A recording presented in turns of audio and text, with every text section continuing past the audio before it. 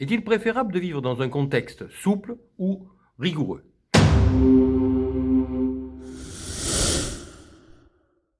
Pensez à vous abonner et à liker si vous aimez.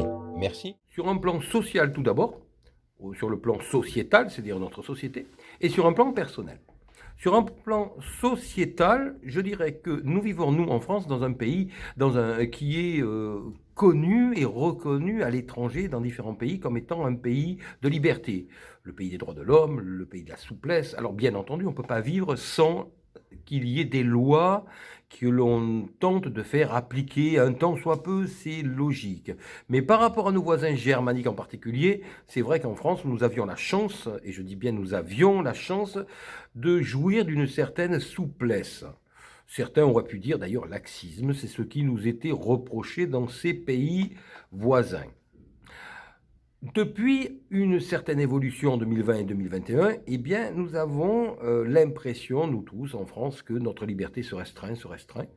Alors, nous nous trouvons confrontés face à cet impératif de résultat. C'est-à-dire que pour faire face à une épidémie, telle que nous la vivons actuellement, eh bien entendu, il faut se serrer les coudes et il faut s'astreindre à une certaine rigueur pour pouvoir nous en sortir. Ce serait la même chose face à n'importe quelle autre calamité que nous aurions à affronter. Cela peut encore arriver. La question est donc de savoir si cette rigueur, voire ce rigorisme, est vraiment adapté dans le sens où, pour certaines populations, germaniques en particulier, puisqu'il s'agit d'elles, je pense qu'il est nécessaire qu'il y ait une rigueur, car l'esprit germanique demande la rigueur qui doit lui être imposée comme une règle obligatoire. En ce qui concerne les Français et en général les Latins, nous avons beaucoup plus tendance à considérer que nous sommes grands et nous sommes capables de savoir ce que nous avons à faire. Et c'est bien souvent le cas, et c'est bien souvent d'ailleurs ce qui nous a sauvés dans l'histoire. Être capable de dire non, être capable de réfléchir par nous-mêmes, et donc ne pas avoir un pouvoir trop fort qui nous impose des règles à respecter obligatoirement, car nous sommes capables de savoir ce que nous avons à respecter.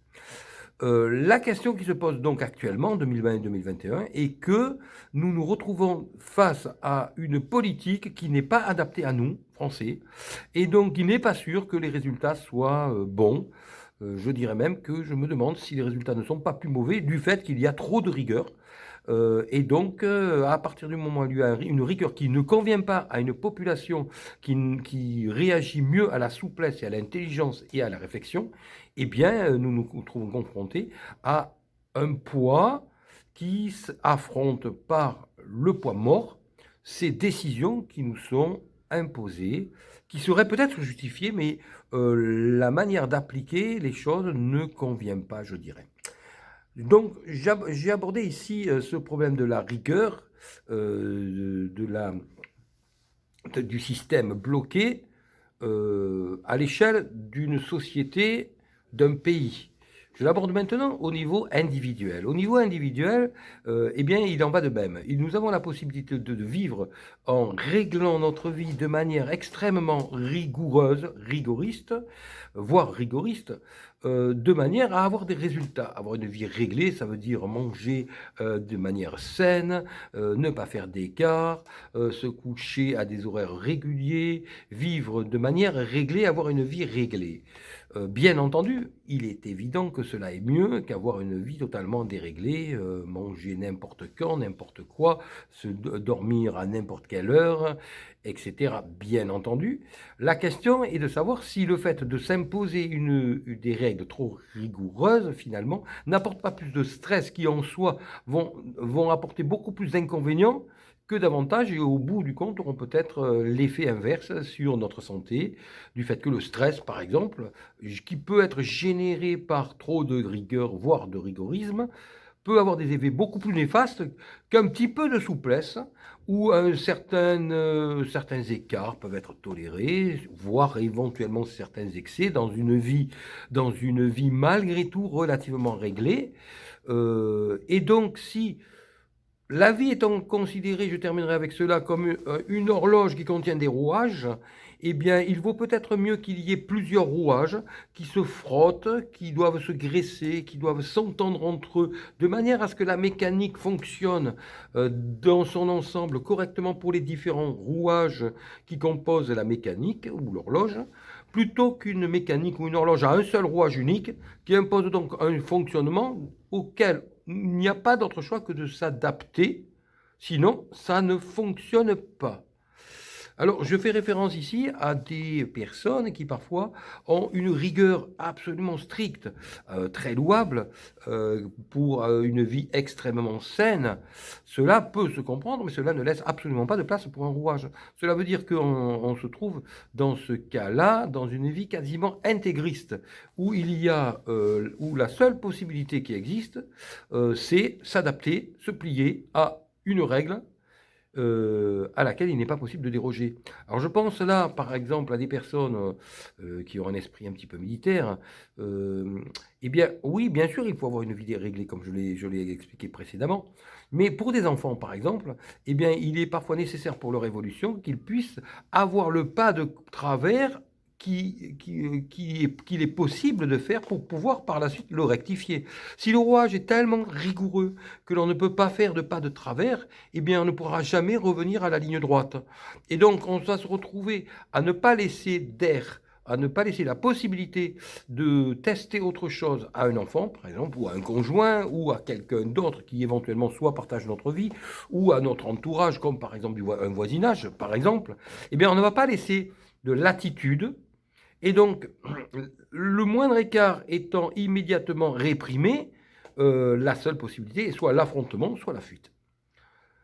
Voilà. Donc, là est une question qui se pose, car lorsqu'il y a trop de laxisme, on peut travailler petit à petit pour en venir à une vie suffisamment réglée pour qu'elle soit saine.